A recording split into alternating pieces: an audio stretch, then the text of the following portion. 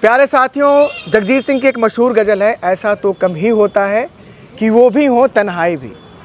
और ऐसा तो कम ही होता था कि धोनी भी हो और अनहोनी भी। लेकिन इस दफ़ा समहाउ धोनी भी हैं, अनहोनी भी हो रही है। आप कह सकते हो कि उनकी टीम बहुत ही थोड़ी रद्दी किस्म की है। सॉरी, ये वर्ड इस्तेमाल कर रहा हूँ मैं। नहीं है टीम में दम। लेकिन धोनी क्रीज़ पे हों और टीम की नैया पार ना लगा पाएँ, धोनी के साथ जडेजा भी हों, आखिरी ओवर में 6 गेंदों में 15 रन चाहिए, धोनी क्रीज़ पर हों और आप नैया पार ना लगा पाओ, तो ये धोनी हैं और अनहोनी भी। और धोनी ने खुद ही ब्लेम लिया है अपने ऊपर दोस्तों। आरसीबी के खिलाफ कल रात जब ये मैच हारा चेन्नई, तो उसके बाद महेंद्र सिंह धोनी आए और उन्होंने बोला कि ब्लेम मेरे पे है, मैं एक दो शॉट्स अगर करेक्ट कर दिया होता, कन्वर्ट कर दिया होता, तो शायद बात बन गई होती, शायद हमारी टीम जीत गई होती। अफसोस ऐसा हुआ नहीं। मैं एग्जैक्टली उनके कोट को पढ़ के सुना रहा हूँ, इंग्लिश में है, जिसका हिंदी तर्जुमा आपकी स्क्रीन पे हमने लगा दिया है। उन्होंने बोला, I felt I should have converted couple of more shots and ease the pressure, so I take the blame for it. वो कह रहे हैं कि मुझे लगता है कि मुझे एक दो शॉट्स को कन्वर्ट कर देना चाहिए था, मतलब चौके छक्के में, और प्रेशर हटाना चाहिए था, लेकिन मैं कर नहीं पाया। मैं इसका ब्लेम खुद लेता हूँ। ये धोनी है जो जिम्मेवारियों से भागते नहीं हैं। मैं मानता हूँ। वो एक और कविता मैं सुनाता हूँ आपको। युद्ध नहीं जिनके जीवन में वो भी बड़े अभागे होंगे, या तो प्रण को त्यागा होगा या तो रण से भागे होंगे। जिम्मेदारी दी गई है महेंद्र सिंह धोनी की, उनको पता है उनका बल्ला नहीं चल रहा है, लेकिन जिम्मेवारियों से भाग नहीं रहे हैं।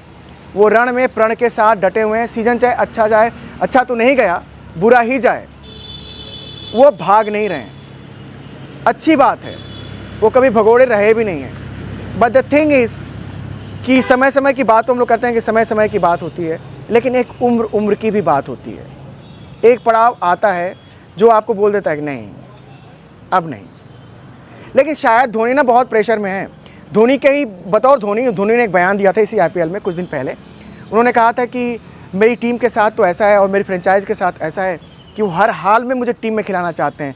किसी दिन ऐसा भी होगा जिस दिन मैं बैठ जाऊंगा कि नहीं अब और नहीं, तभी बोलेंगे जाओ खेल लो। ये प्रेशर है चेन्नई की तरफ से। आप ना कभी इसको इस रूप में मत देखिएगा कि ये धोनी है जो चाहते हैं कि मैं लगा रहा हूँ। वो प्रेशर है चेन्नई की तरफ से। एक तो चेन्नई को चाहिए वो चेहरा जहाँ पे वो अपनी मार्केटिंग कर सके, और वो चेहरा बिना खेले उतना बड़ा चेहरा रह नहीं जाएगा। एक रीज़न वो। दूसरे, उनका सम्मान इतना ज़्यादा है धोनी का, 5-5 ट्रॉफी जिताया हुआ है, कि चेन्नई चाहती है कि वो रहेंगे तो केमिस्ट्री टीम की बनी रहेगी। वो कहीं से भी जादुई झड़ी उठाएंगे और करते हैं। बोला जाता था ना कि उनके पास तो पारस पत्थर है कि लोहे को भी वो सोना बना देते हैं। नहीं रह जाता दोस्तों, नहीं रह जाता। और चेन्नई की फ्रेंचाइजी से मैं गुजारिश करूंगा कि धोनी को मुक्त करो यार दोस्तों। इतना भी किसी को मजबूर ना करो कि उसकी बेइज्जती होती रहे, घनघोर बेइज्जती होती रहे। This is not done. अब देखिए ना इस मैच में क्या हुआ। इस मैच में आखिरी ओवर में 15 रन चाहिए थे। धोनी क्रीज पे थे, जडेजा क्रीज पे थे। धोनी के पास स्ट्राइक थी और बॉलर थे यश दयाल। पहली गेंद पे धोनी 1 रन लेते हैं, दूसरी गेंद पे जडेजा 1 रन लेते हैं, और तीसरी गेंद यॉर्कर होती है, धोनी के पैड से टकराती है, धोनी आउट हो जाते हैं। जी, धोनी आउट हो गए। और यहाँ से 3 गेंदों पे चेन्नई को चाहिए थे 13 रन। मतलब ग्रिप कस दिया था आरसीबी ने। मैच उनका ही था वहाँ से भी। लेकिन होता है ये है कि चूँकि आउटफील्ड में ओस बहुत गिरी हुई थी, गेंद गीली थी, यश दयाल आते हैं और सामने में है दुबे। उनको बॉल करते हैं, बॉल हो जाती है फुल टॉस भी नहीं, कमर से ऊपर वाली फुल टॉस। उसको कनेक्ट करते हैं दुबे और पहुंचा देते हैं सीधे स्टैंड में 6 रन। गेंद कहीं जाती है नो बॉल, मतलब 7 रन बन गए और 3 गेंदें अभी भी बाकी हैं। अब यहाँ से आखिरी 3 गेंदों पे दोस्तों चेन्नई को चाहिए थे सिर्फ 6 रन। दुबे जी क्रीज पे हैं, स्ट्राइक उनके पास है भाई। साथ में वो फ्री हिट भी थी, फ्री हिट को जाने नहीं दिया यश दयाल ने। उन्होंने जड़ में बॉल डाली, 1 रन ही मिला। स्ट्राइक पे कर्ण और जडेजा आ गए। जडेजा ने भी 5वीं गेंद पे 1 रन लिया। अब दुबे के सामने समीकरण ये था कि 1 बॉल और 4 रन चाहिए। क्योंकि आपने तीसरी और चौथी और पांचवी गेंद पे आप दोनों ने मिलकर एक एक रन बनाए थे, इसलिए आखिरी गेंद पे चाहिए थे 4 रन। और यश दयाल ने बोला कि पिछली दफ़ा तो हमने हराया था ही चेन्नई वालों 2024 में, इस दफ़ा भी हम कहाँ छोड़ने वाले हैं। उन्होंने एक ज़बरदस्त बॉल की, दुबे को वहाँ पे सिर्फ 1 रन मिला और 2 रनों से आरसीबी ने मैच जीत लिया। मतलब जो मैच एक समय पूरी तरह से चेन्नई की गिरफ्त में था, चेन्नई मतलब आस्किंग रेट और रिक्वायर्ड रन रेट में ना, मतलब आस्किंग रेट कम होता जा रहा था, रिक्वायर्ड रेट कम होता जा रहा था, आस्किंग रेट में बढ़िया चल रहा था, लेकिन ये मैच भी चेन्नई हार गई। लेकिन चूंकि ये कहानी महेंद्र सिंह धोनी की है, एक है एडम गिलक्रिस्ट, नाम तो आपने सुना होगा, जानते होंगे, ऑस्ट्रेलिया के पूर्व धाकड़ विकेटकीपर बल्लेबाज। उन्होंने गुजारिश की है महेंद्र सिंह धोनी से कि भाई अगले सीज़न प्लीज़ मत खेलना, और मुझे भी लगता है कि अगले सीज़न धोनी नहीं खेलेंगे।